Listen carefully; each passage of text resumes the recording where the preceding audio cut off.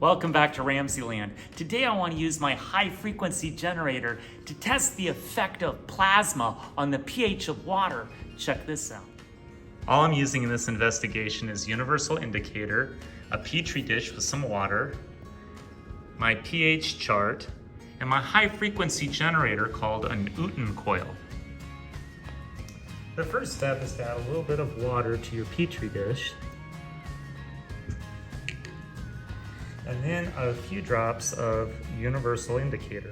So our pH at first starts off at an 8 or a 9, fairly alkaline. But as it's exposed to the plasma from the high voltage, it starts to change and become more acidic, and now it looks like it has a pH of closer to 2. Look at that.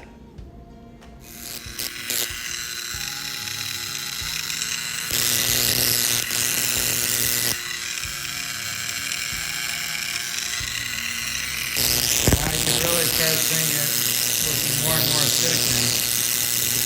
Kind of looks like it has a pH of maybe close to 2 or 1.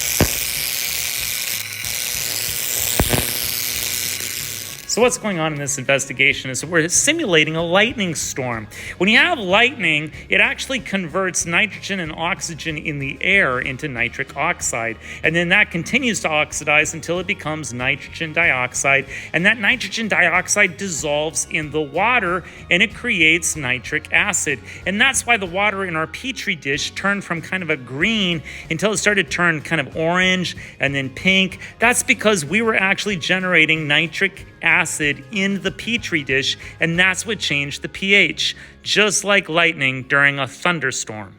Well, I hope you enjoyed today's edition of RamZland, and I'll see you next time.